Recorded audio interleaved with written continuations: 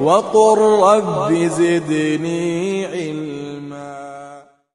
فشكت إليه. Elle s'est plainte de plein de choses à Ibrahim alayhi salam. Pourtant, elle ne l'a jamais vu. C'est la première fois. D'accord? Ibrahim alayhi salam, il a dit فَإِذَا جَاءَ زَوْجُكِ. Lorsque ton mari reviendra. فَقَرَئِ alayhi salam. Passe-lui le salam de ma part. وَقُولِ له. Et dis-lui يُغَيِّرْ عَتَبَةَ بَابِهِ. Qu'il change le seuil de sa porte. Ibrahim alayhi salam, il a dit à la femme d'Ismaïl, quand ton mari viendra, passe-lui le salam et dis-lui qu'il change le seuil de sa porte. Jamil. Ismaïl, quand il est arrivé, c'est comme s'il avait senti quelque chose, quand le prophète l'a dit. Falamma ja Ismaïl, ka'annahu anis. Quand Ismaïl est revenu, c'est comme s'il a senti qu'il y a quelque chose qui s'est passé derrière lui. Faqal, il a dit à sa femme, hal ja'akum min ahad. Est-ce qu'il y a quelqu'un qui est venu ici? Qalat na'am. Elle a dit oui. Ja'ana shaykhun. Il y a un vieux qui est venu, kada wa kada. Elle a donné les caractéristiques. Un vieux qui est venu, il était comme ça, il était habillé comme ça, il était comme ça. Jamil. Fasa'alana anka. La femme d'Ismaïl, elle a dit qu'il nous a questionné sur toi. Fa'akhbartu, je l'ai informé que tu es parti à la chasse. Il m'a posé des questions sur toi, où est-ce que tu étais? J'ai informé que tu étais parti à la chasse. Wa sa'alani an 'ayshuna. Et il nous a posé la question sur notre vie, comment on vivait, notre situation. Fa'akhbartuhu, je lui ai informé anna fi jahdin. Je lui ai informé qu'on est dans une situation très très dure. Je l'ai informé que la situation elle était dure, qu'on était dans une situation pénible, une situation pleine de gêne. Faqala alaykum salam. Ismaïl alayhi salam, il a dit fahal awsaka bi shay, est-ce qu'il t'a recommandé quelque chose? Faqalat, la femme elle a dit na'am, oui. Amarani an aqra alayka salam. Elle m'a recommandé de te dire passer le salam et que tu changes le seuil de ta porte.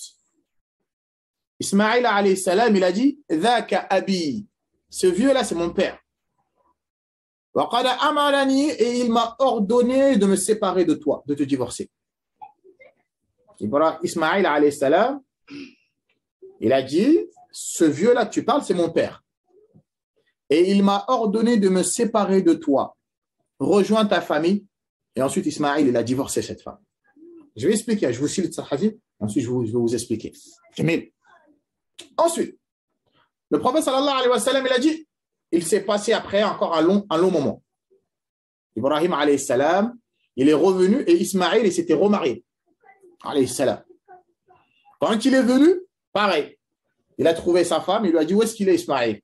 Elle a dit, il est parti. Où? À la chasse encore. Il lui a posé la question, quelle est votre situation? Vous vivez comment? Cette femme-là, elle a dit, Nahnu bi khayr, on est très bien. Alhamdulillah. Elle a remercié Allah Azza wa Jal. Elle a dit, Allah Azza wa Jal nous a comblé de ses bienfaits, de ses faveurs.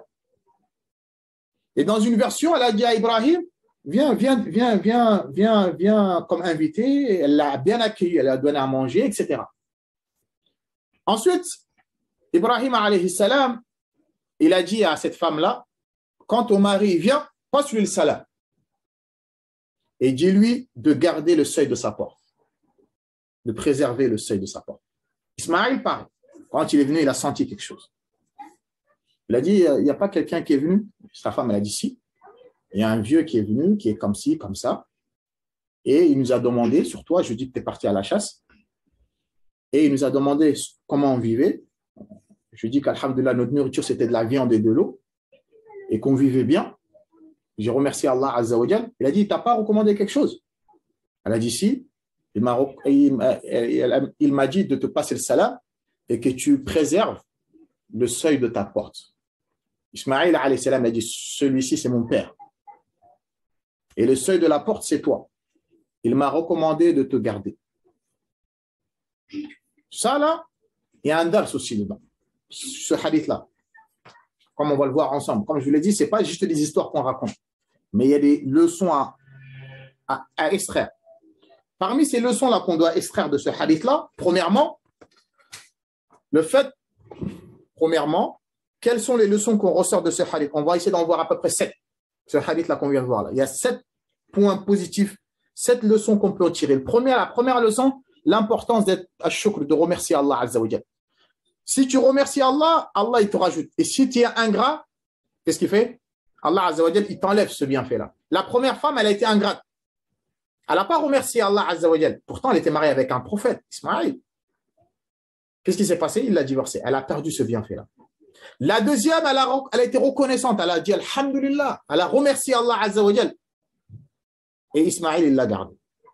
Et ça a été la mère de ces enfants-là. Donc, ce premier point bénéfique, comme Allah il a dit, la in shakartum, si vous remerciez Allah, même si tu es pauvre, dis Alhamdulillah, remercie-le, la azidannakum. Allah il a dit, je vous augmenterai. Voilà in kafartum, mais si vous êtes ingrat, mon châtiment il est douloureux. Donc là, la première, elle a été ingrate, la punition, c'est qu'il l'a divorcée. La deuxième, elle a été reconnaissante, la récompense, c'est qu'il la garde. Petit 1.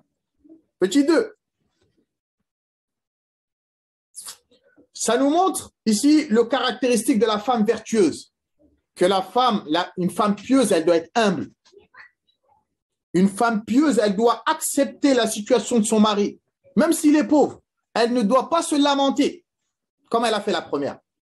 Le premier est venu, tu racontes ta vie. Subhanallah.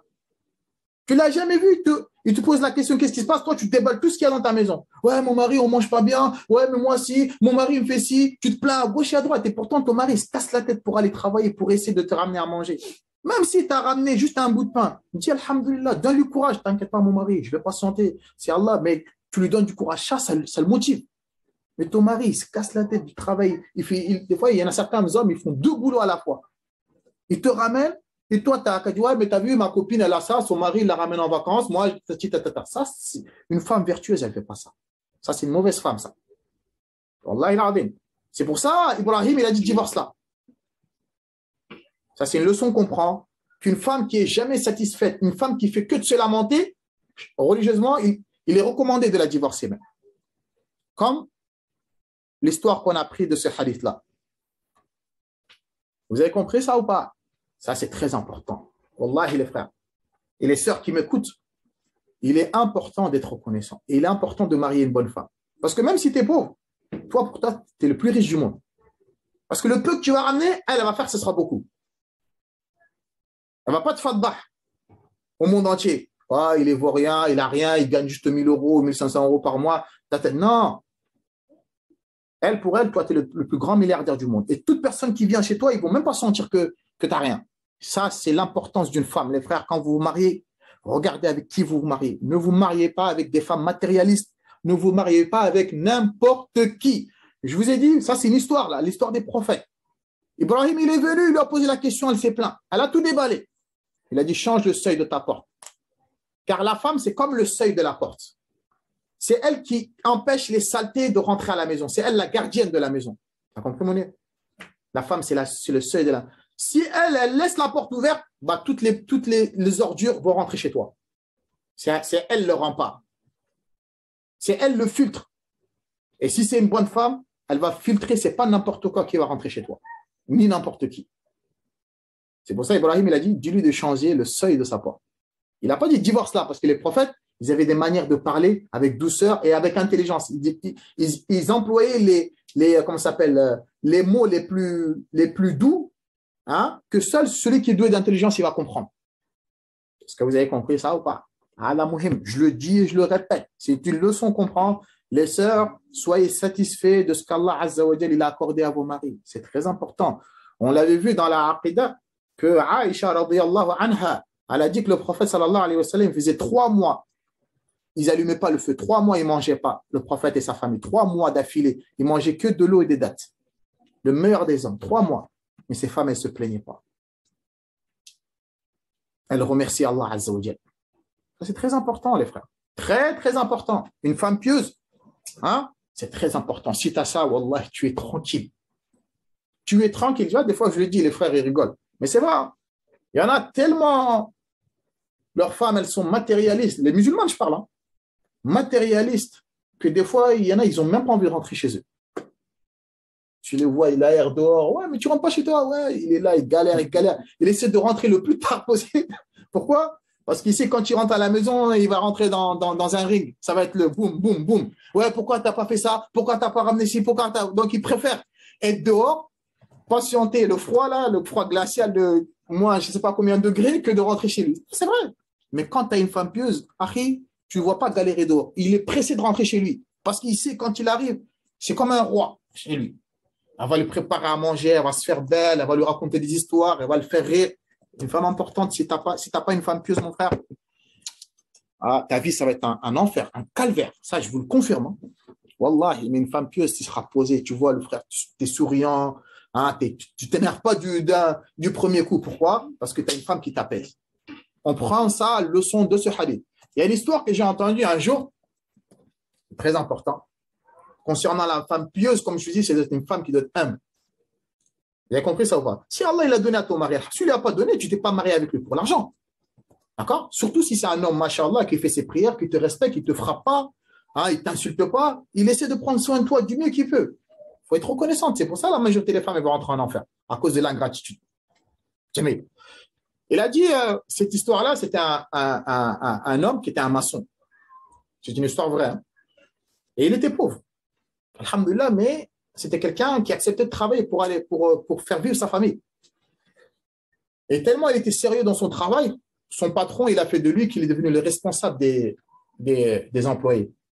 Et tellement il a vu qu'il était sérieux, il lui a marié sa fille. Parce qu'à notre époque, tous les pères, ils cherchent des hommes pieux pour leurs filles. Hein. C'est le cas. Il lui a marié sa fille. Et un jour, lui et sa fille sont partis rendre visite à son père, chez eux. Et la mère de la fille a ramené de bons plats à manger. Et elle l'a posé, elle a dit manger. Le mari l'a mangé jusqu'à que... Hein, il était blindé. Et sa femme, elle n'a pas mangé. Et la mère de la fille lui dit, mais ma fille, pourquoi tu ne manges pas? Ton mari, il a mangé. Elle a dit, non, maman, moi, ça, je le mange tous les jours. Mon mari, ça, il me le ramène tous les jours. Pourtant, son mari, il ne le ramène rien du tout. Mais tellement elle n'a pas envie de faddah son mari devant sa femme en disant, je mange mieux chez vous que chez moi, pour préserver son mari, elle a dit, non, maman, ça, nous, on le mange tous les jours, ça, à la maison. Pour vous montrer, cette histoire, je vous raconte ça, pour vous montrer l'importance d'une femme pieuse. Ce n'est pas une femme qui va afficher son mari en disant, oh là là, nous, chez moi, je ne mange jamais ça, ou nous, on fait... Non. C'est une femme humble. Je le répète, je mets l'accent parce qu'on entend trop de problèmes. Des divorces parce qu'il ne m'a pas acheté un iPhone ou parce qu'il ne m'a pas fait ci, des histoires futiles. Si on dit qu'on est musulman, les frères et sœurs, il est important de mettre en pratique cet islam-là. L'islam n'est pas basé sur le matérialiste. Je le dis et je le répète. Est-ce que c'est clair ça ou pas? Ça, c'est la deuxième leçon qu'on prend, qu'une femme pieuse doit être humble, doit remercier Allah et doit préserver, même si son mari n'a rien. Très important. Comme même les koufars, ils disent à l'Amérique, qu'est-ce qu'ils disent? Marié pour le meilleur et... Ah, mais nous, on est mariés que pour le meilleur. Mais quand c'est le pire, ça y est, tu ne me connais plus, je ne te connais plus. La troisième leçon qu'on prend de ce hadith-là, l'importance de choisir une femme pieuse. Pas parce qu'elle est belle ou parce que si, ça, non. Regarde son caractère et son comportement, c'est très important. C'est très, très important. Une femme pieuse qui va t'aider à atteindre l'au-delà, le paradis, qui va te dire, mon mari ne travaille pas dans le haram, c'est pas grave, même si tu ramènes pas grand-chose, t'inquiète pas, voilà. Une femme qui motive son mari, qui l'incite à adorer Allah Azza wa Jal. Si son mari, il jeûne pas beaucoup, il prie pas beaucoup, elle est là pour lui donner du courage. Ça, c'est très important, ce genre de femme-là. Et comme je vous l'ai dit, hein, derrière chaque grande homme, il y a une grande femme. Ce genre de femme, c'est elle qui met au monde des grands hommes. Ce genre de femme-là. Vous avez compris ça ou pas? Malgré que beaucoup d'hommes à notre époque, moi, je veux une belle femme. C'est beaucoup, quand tu les entends, c'est ça qu'ils veulent. Ah, je veux une belle femme, mais une belle femme qui a un sale caractère.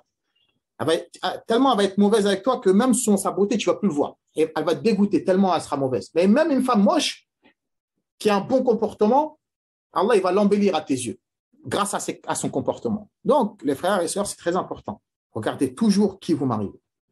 Et un conseil que je peux rajouter, si vous voulez vous marier une femme, il est très important de regarder sa mère. La mère de la femme avec qui tu vas marier. À 90%, la fille, elle reproduit toujours les mêmes caractères que sa mère. À 90%. Parce qu'elle grandit avec ça. Si la mère, c'est une mère dominatrice, qui domine le père, qui l'insulte, qui le maltraite, à 90%, sa fille, elle va reproduire la même chose avec son mari. Mais si c'est une mère qui se rabaisse pour le père, qui l'honore, qui le préserve, etc., bah, 90%, la fille elle va être la même chose avec le mari. Donc, quand tu te maries, il peut y avoir des exceptions. Ça, c'est vrai. D'accord? La mère, elle n'est pas bien, la fille, elle est bien. Mais en général, d'accord? Quand tu te maries, observe bien comment sa mère se comporte avec son père en général. Et ça, je le conseille souvent aux sœurs. Faites attention à comment vous vous comportez avec vos maris. Parce que si tu te comportes mal avec lui, tu l'insultes, tu te bats avec lui devant les enfants, etc., bah, si ta fille, elle reproduit la même chose avec son mari, toi, tu auras le péché parce que c'est toi qui lui as enseigné cette mauvaise caractère. Même après ta mort, le péché il va t'attendre dans ta tombe. Et vice-versa. Très important. Le quatrième point qu'on peut prendre de ce hadith-là avant d'aller plus loin, que, comme Ibrahim alayhi salam, il a fait, que le père, il peut aller rendre visite au fils. Ce n'est pas un aïb. Ibrahim, c'est lui qui est parti rendre visite à Ismaël, non? Ça, c'est très, très important, ça. Que le père, il doit aller prendre des nouvelles de son fils, voir s'il va bien, si avec sa famille, tout se passe bien. Ce n'est pas c'est toi le fils, il n'y a que toi qui viens chez moi, moi, je ne vais pas chez toi. Non. On prend ce adab. Ça, c'est important, ça. Et Ibrahim, alayhi salam, c'est un prophète. C'est un père, mais c'est un prophète. Mais même avec tout ça, il est parti rendre visite à son fils. Donc, nous, on prend le sponsor. Si tu as un fils marié, c'est pas tu t'immisces dans sa vie privée, mais tu vas voir si tout se passe bien. Et s'il y a des erreurs, tu le conseilles. Très important, comme il a fait. Sa femme, elle n'était pas bien. Il a dit, change le seuil de ta porte. Le cinquième point qu'on peut prendre dans ce hadith-là, c'est la lucitude. C'est comme ça qu'on dit? La lucidité d'Ibrahim alayhi salam. La lucidité d'Ibrahim alayhi salam. Lorsqu'il a vu la femme d'Ismaël et comment elle lui a répondu, il a capté directement que cette femme-là, ce n'est pas une bonne femme. Il y a des gens comme ça qu'Allah il a donné. Il va te voir, il va dire, lui, je ne le sens pas. C'est pas par. Mais Allah il leur a donné certaines personnes des intuitions naturelles. Il va voir lui comment il se comporte. Non, je ne te conseille pas de t'associer avec lui. Comment je le sens, comment je le vois qui parle, comment je sens ses manières, lui, je ne le sens pas trop. Il y a des gens comme ça. Ça ne veut pas dire qu'il connaît l'invisible, mais par certains gestes, tu peux sentir certaines choses. Il y a des gens comme ça. Ce qu'on appelle en arabe al-firasa. Omar ibn al-Khattab, il avait ça. Il y a des gens qui l'ont, ça. Al-firasa, bissin. On appelle ça al-firasa, tout en arabe. C'est la lucidité. Le fait de sentir, même que les choses qui ne sont pas encore rêvées, tu dis, si ça ne continue pas comme ça peut faire ci, ça peut faire ça. Il y a ce genre de choses. Le sixième point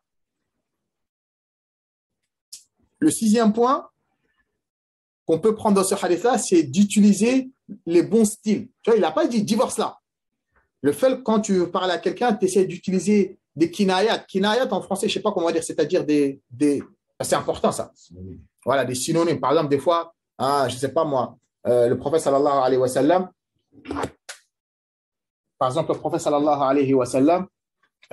quand il parlait, c'est un exemple que je vous dis, pour montrer les prophètes comme ils étaient. Le prophète sallallahu alayhi wa sallam, vous savez, il nous a interdit de marier une femme qui est enceinte d'autrui. Ça, c'est interdit, ça. C'est haram. Par exemple, une femme enceinte, son mari est décédé, par exemple. Hein? Il est interdit de la marier tant qu'elle n'a pas accouché. Le prophète sallallahu alayhi wa sallam, quelle manière, style il a utilisé là-bas? Il a dit, car l'un d'entre vous ne doit pas arroser le jardin de son frère. Parce que quand tu as des rapports avec ta femme, d'accord, il y a de l'éjaculation, il y a du sperme, etc. Il a utilisé, c'est comme si tu l'as marié et tu avais des rapports, c'est comme tu venais arroser le jardin de ton frère.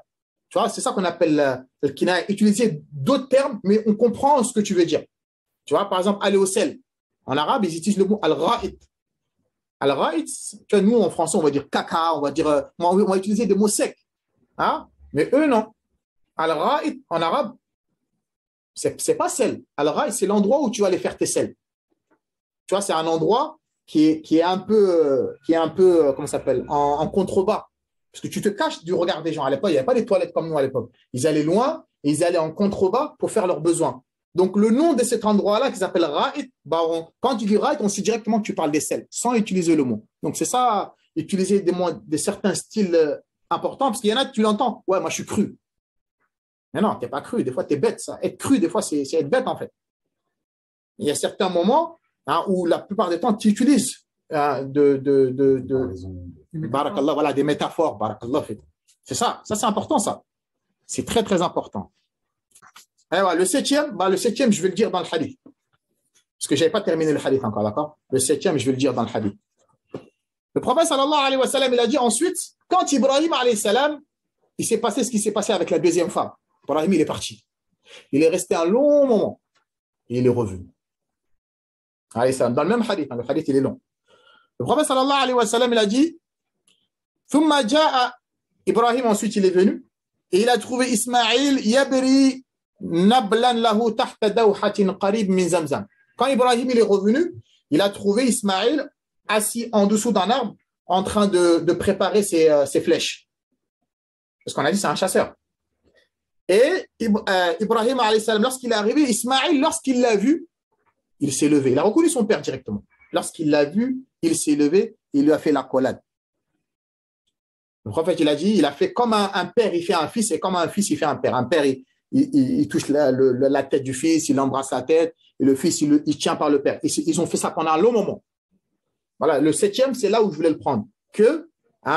Il est recommandé aussi qu'il y a cette affection-là entre père et fils. Faire une accolade ou se faire la bise, etc. Ça aussi, ça rentre dans la sunna. Il faut qu'il y ait ce lien-là entre père et fils. Ismaël et Ibrahim, lorsqu'ils sont venus, ils sont fait l'accolade et ils se sont embrassés. On prend cette leçon-là aussi de ce hadith-là, qu'il ne doit pas avoir un fossé entre le père et le fils. Salam alaikum, toi, tu es là, là. Non, il doit avoir ce lien-là. C'est très important, ça.